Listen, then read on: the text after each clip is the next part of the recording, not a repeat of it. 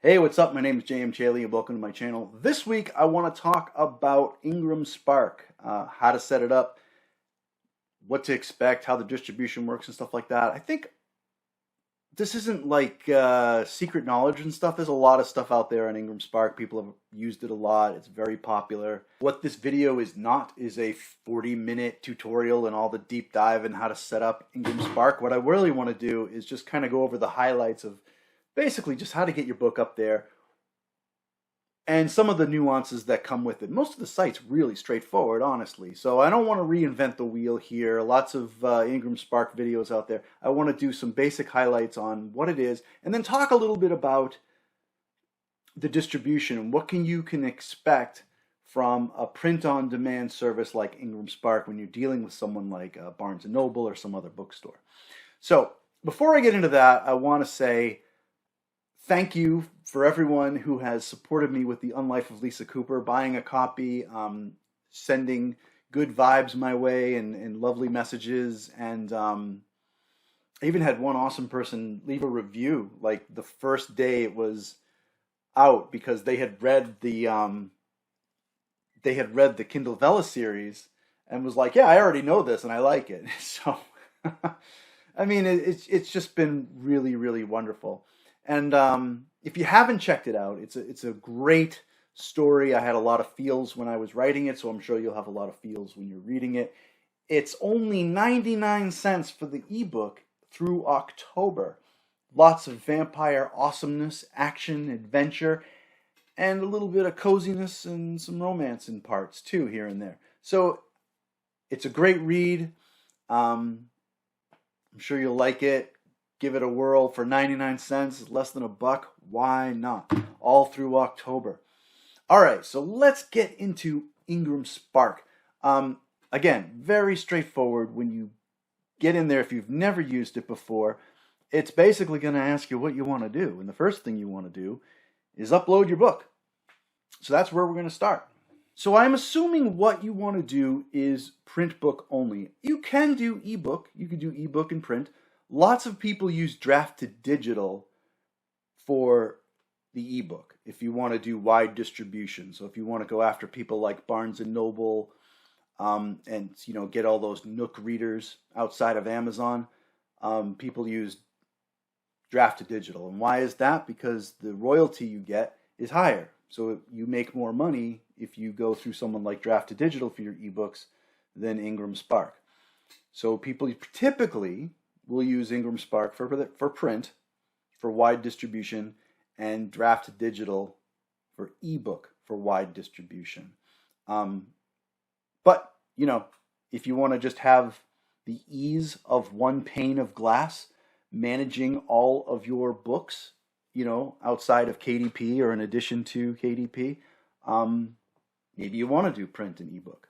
So once you select what you're looking to upload, you're going to want to confirm with them that you have the files that you need. And this is basically your PDF for the interior of your book, the body of text itself, and your cover art. And from here, you want to let them know that you're doing this to sell to the world. You're not just making a copy for yourself for fun. This is something that you want to distribute. So I've left these sections blank. They're all very intuitive.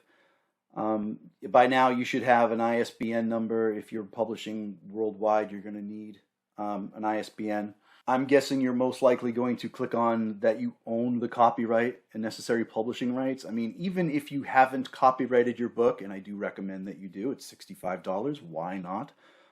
You're going to own the rights. So you're going to want to click the one that says you own it. Now you're going to want to click on the expand information to show some additional information here, especially if your book is one of a series. If it's a standalone book, maybe you don't have anything in this section, but if you plan to write a sequel or subsequent books in the same series, you're going to want to expand this section and fill in this area. For authors and contributors, if you've got someone else who co-wrote the book with you, you put them there. There could be other contributors here that take on different roles. If it's just you, if you're the sole person, and it's not a picture book. You don't have to credit your illustrator. You don't have to put your cover artist on here, right? You could, but typically speaking, if it's a novel, you just put yourself down as the author. And remember that I was at Rockamuka Press. This imprint is the imprint that you use for your ISBN. So I talked about this in an earlier video where I talked about claiming your book and all the different numbers that identify your book and what the imprint is. Amazon uses them too, but it basically goes back to your, the publishing name that you gave yourself when you went through and bought your ISBNs. And here you can define your audience, and all this other stuff is fairly intuitive. The show more fields in this section, you can check it out. I didn't find anything here that I needed to fill out. It wasn't really pertinent to anything that I was doing. But definitely open up all these fields when you see them and see if they make sense to you. Here's where I put my book blurb. Kind of describe what your book is about. I wouldn't keep this very long. And your keywords,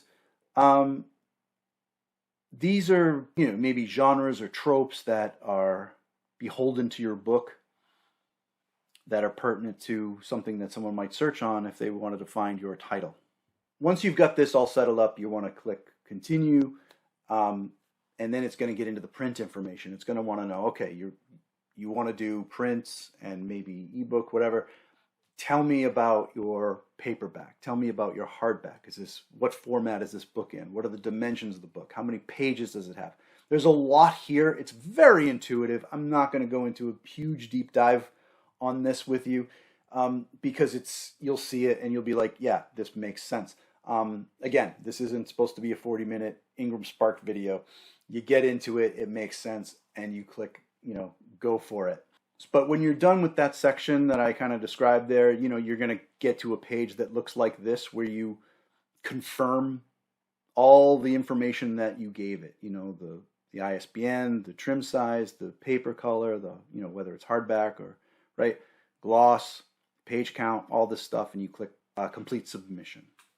So now once you have your book formats loaded, in this case you can see that I have paperback and hardback formats loaded up. Ingram Spark wants to make sure that what they have matches what you expect. So the actions here, if you go all the way to the right hand side here, you see approve. So that's what you want to do. You want to click approve, and what it'll do is send you a link. And here's an example of one page where it's for a hardback, and you click on that link and it brings you to this page. They'll email you the link, and you click download the proof. And when you download the proof, it'll be a PDF that you can go into and look at. It'll have your cover art, make sure it lines up with the trim size and everything like that, that there's all the content that you want is, within the lines, so to speak, so that you're not losing any valuable content or text. Then you go through your actual book itself, page by page, and make sure it looks okay, that it's formatted okay, that the margins are correct, all the kind of stuff. If you have any art, that it's where it needs to be. You look at your back cover, your spine, all that kind of stuff. Then, when you're satisfied with it, scroll down on that very same page. I blocked out all this stuff so I didn't dox myself, but click that you approve the title for printing, and click an email that says send the confirmation to your email address. This is assuming there's no problems, right? If there is, definitely click the radio button that indicates that there's a problem. I didn't have any problems, so I don't know what happens if there is one and you have to go back. But that approves it. Once you have approved them, they're going to be ready and available. And here's where you want to order your proofs to make sure that they're going to look okay when you get them.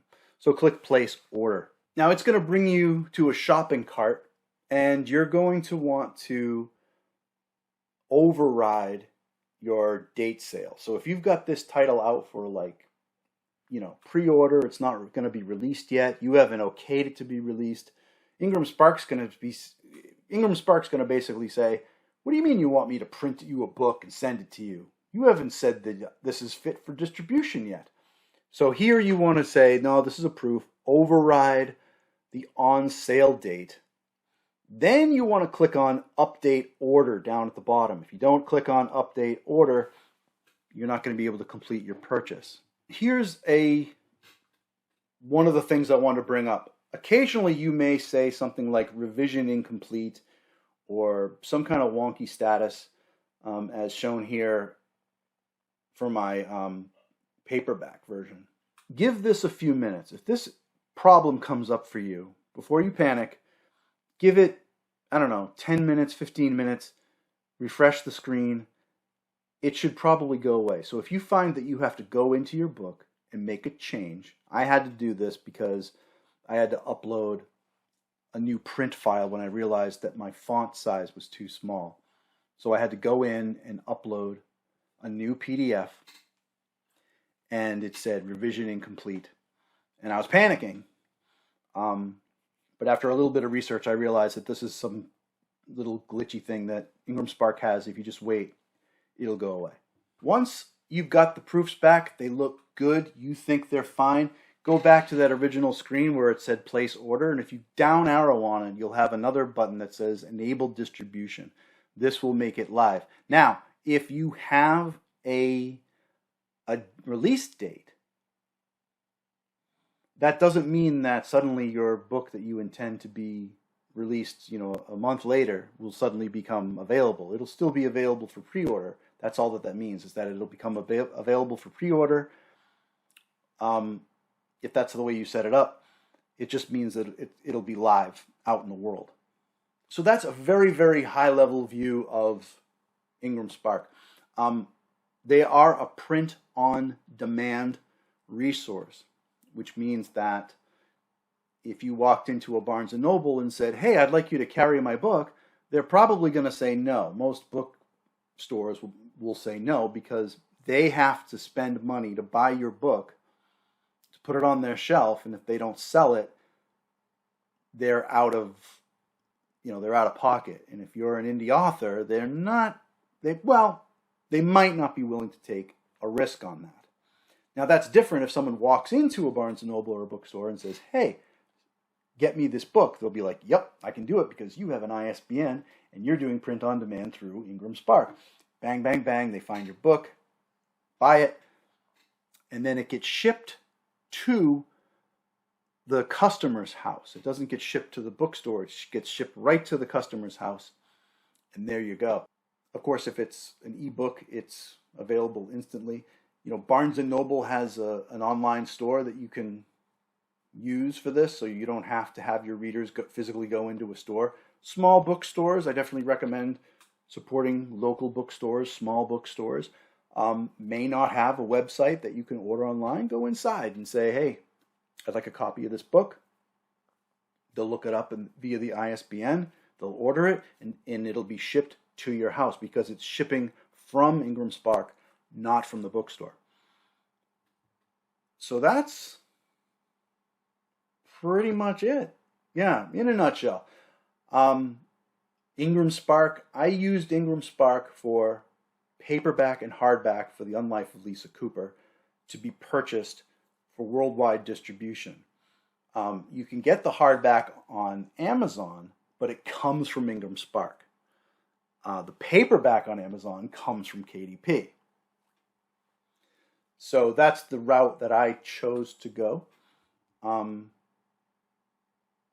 But, check out and see what other authors do. Talk to other authors in the community. See what they do.